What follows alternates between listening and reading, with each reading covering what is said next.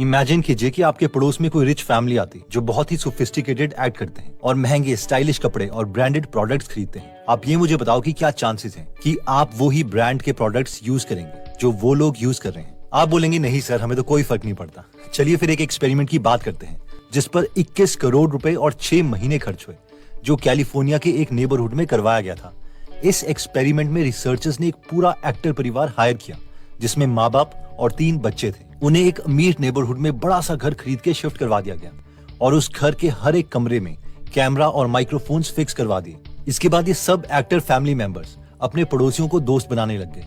इतना ही नहीं, इन्होंने अपने घर में बहुत सी पार्टीज भी दी और सबको बुलाया। इस एक्टर परिवार का बाप अपने पड़ोसियों को बारबेक्यू के नए ब्रांड्स के बारे में बताता, वहीं पर इनकी वाइफ अपनी सहेलियों को नए ब्रांड्स की ज्वेलरी, टोस्टर, माइक्रोवेव ओवन के बारे में बताती और बच्चे अपने दोस्तों को नई वीडियो गेम्स और कूल गैजेट्स के बारे में बताते। अगले 6 महीने तक यही चलता रहा। जब रिसर्चर्स ने सारा डेटा कंबाइन किया तो सबके होश उड़ गए। सिर्फ इस वर्ड ऑफ माउथ टेक्निक से उन नए ब्रांड्स के बारे में 15,000 लोगों को पता चल चुका था और 12,000 लोग इन ब्रांड्स का कोई ना कोई प्रोडक्ट खरीद चुके थे। I mean, कोई डिजिटल मार्केटिंग नहीं, सिर्फ वर्ड ऑफ माउथ की ताकत है ये।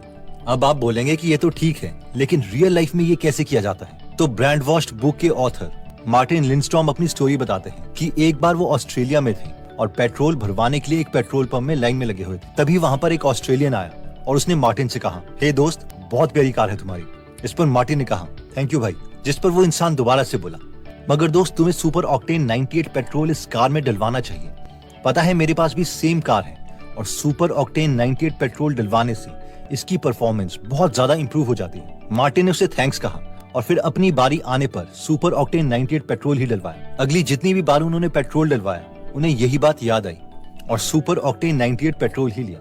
फिर एक बार दोबारा से वो उसी पेट्रोल स्टेशन में आए और उन्हें दोबारा से वही आवाज सुनाई दी, हे दोस्त, बहुत प्यारी कार है तुम्हारी। जब वो पीछे मुड़े तो उन्होंने देखा कि वही ऑस्ट्रेलियन किसी और से सेम चीज कह रहा था कि मेरे पास भी यही कार है और तुम सुपर ऑक्टेन 98 का ही पेट्रोल डलवाना, परफॉर्मेंस अच्छी आएगी। बिजनेस में से कई लोग बोलते हैं, you run your mouth and I will run my business, जिसका मतलब है कि लोग अपना मुंह चलाएंगे, यानी उनके प्रोडक्ट को प्रमोट करेंगे और हम अपना बिजनेस चलाएंगे। नेक्स्ट टाइप की मार्केटिंग आती है फियर मार्केट। क्या आपने कभी रियलाइज किया है कि मैक्सिमम एड्स में फियर मार्केटिंग ही क्यों यूज होती है, जिसमें हमें डरा दिया जाता है कि अगर हमने एक पर्टिकुलर ब्रांड का प्रोडक्ट नहीं लिया तो हमारे साथ बुरा हो जाएगा। फॉर एग्जाम्पल, पतंजलि की कई एड्स में हमें बताया जाता है कि केमिकल नहीं बल्कि ऑर्गेनिक प्रोडक्ट्स यूज करने चाहिए। तुम्हारी त्वचा के निखार को चुराया है केमिकल्स और अननेचुरल ब्यूटी प्रोडक्ट्स ने, तभी तो प्रकृति के अपार भंडार से हम खोज कर लाए हैं पतंजलि नेचुरल ब्यूटी प्रोडक्ट्स। और ये एक जेन्युइन रीजन भी है, लेकिन प्रॉब्लम तब होती है जब हमें उन चीजों के लिए डरा दिया जाता है जो उतनी मैटर भी नहीं करती। फॉर एग्जाम्पल, डव ने एक एड निकाली थी, गो sleeveless. Discover a new way to go sleeveless.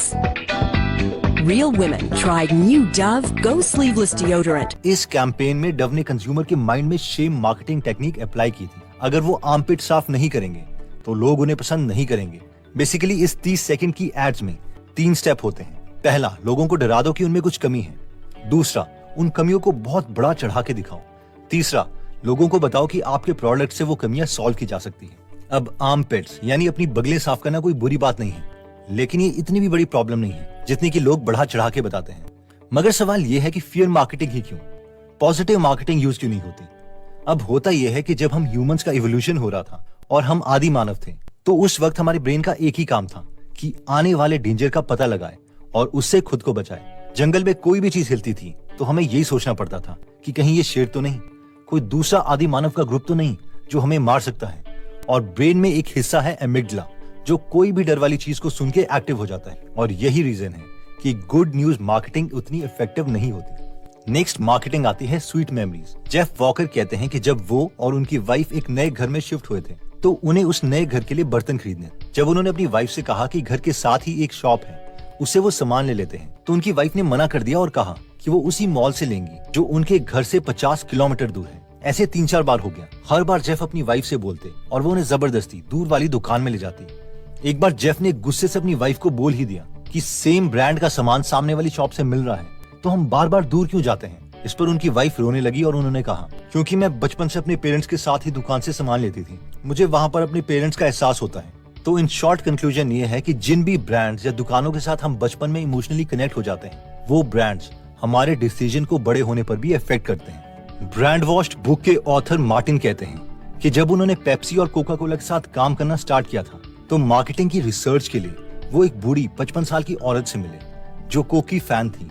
उससे बात करने पर उस औरत ने कहा कि जब वो 6 साल की थी तो उसके पेरेंट्स उसे सामने वाली लोकल दुकान के पास जाने देते थे और जहाँ पर दुकानदार उसे ग्लास में कोक डाल के देता था, उसका टेस्ट उसे आज भी याद था। कोक पीने के बाद वो बाकी बच्चों के साथ खेलती और बहुत एंजॉय करती। अभी वो 55 साल की थी लेकिन और फाइनेंशियली स्टेबल नहीं थी। लेकिन जब मार्टिन ने उसे कोक ऑफर की तो पहले से पीते ही उसकी आंखें चमक उठी, उसकी बचपन की सारी यादें ताजा हो गई। और यही रीजन है कि कोई भी ब्रांड सालों पुराना प्रमोशनल म्यूजिक चेंज नहीं करता, including Amul and other brands, क्योंकि अभी तक हमारे इमोशंस इन म्यूजिक के साथ जुड़े हैं। और अगर ये ब्रांड्स म्यूजिक चेंज कर देंगे तो हम अपनी पुरानी मेमोरीज को रिकॉल नहीं कर पाएंगे और उनकी ब्रांडिंग भी अफेक्ट हो जाएगी। किस किस को बचपन का ये म्यूजिक याद है? Amul, the taste of India.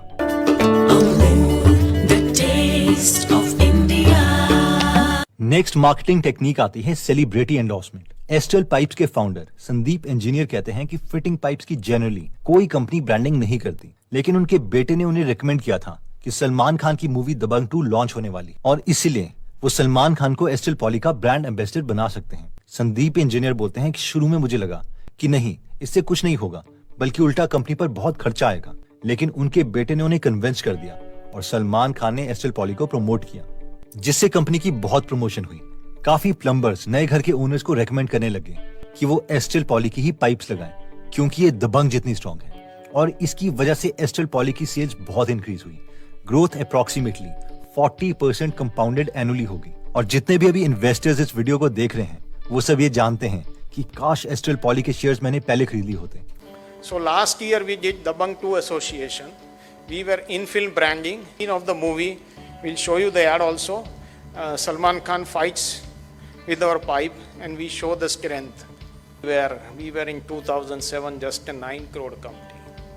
And today we are 820 crores net sales company. And this year, first quarter is also 45% growth. Who says it is a slowdown? There is no slowdown.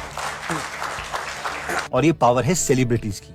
इसी वजह से brands जैसे कि Ron, मान्यवर, Puma, Himalaya, Myntra और even अवधि भी विराट कोहली जैसे सेलिब्रिटीज को यूज करती है। जितना फेमस सेलिब्रिटी उतनी प्रमोशन।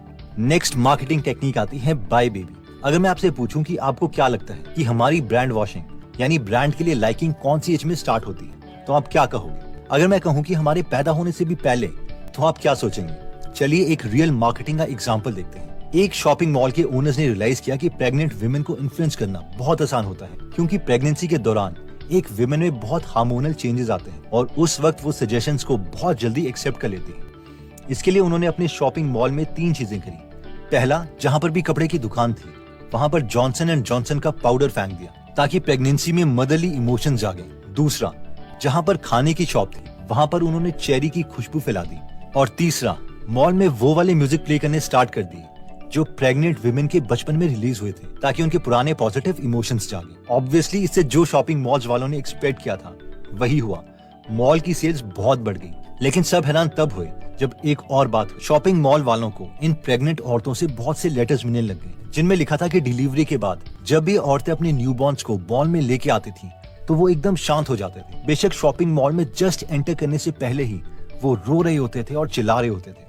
तो एक्चुअल में होता यह था कि जब ये न्यूबॉर्न्स वही चेरी की खुशबू, जॉनसन एंड जॉनसन पाउडर की खुशबू और म्यूजिक सुनते थे तो वो शांत हो जाते थे।